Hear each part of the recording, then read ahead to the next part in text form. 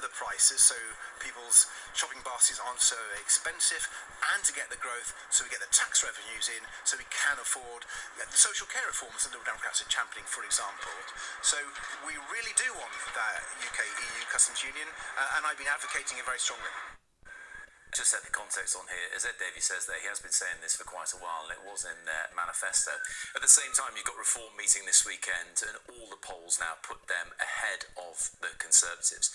Meanwhile, Labour in government say they wanted to reset their relationship with the EU. So has Ed Davey got a point? Could that actually happen? Not anytime soon, Matt, I think is the realistic answer. Ed Davey may want that to happen, but look, you heard from Yvette Cooper earlier.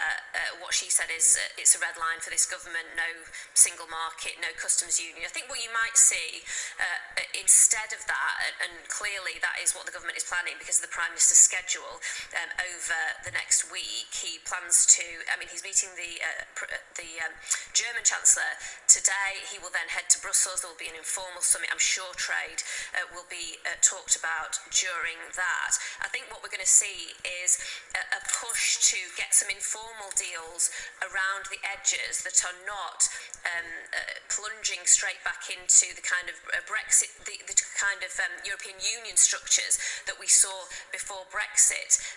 It might be something that would be very helpful economically to just step back into something like a customs union, but of course, as you said, politically that is far too toxic. And so I think what we're going to see is the government talking around this issue, but the Prime Minister over the next few weeks having those discussions with European leaders about trying to, if you like, have your cake and eat it, but just a little bit. Card to cash. For Barclays customers, this is turning into a weekend of financial pain. Problems accessing banking services first began on Friday morning. Now, more than 24 hours on, thousands, like Casey, are still impacted. She was up till midnight trying to transfer money. Just cut off and said that there was having issues. It didn't say what issues it was. And when it says that it hasn't gone through, you think, why is it declining? What's going on? And then obviously that's not paid.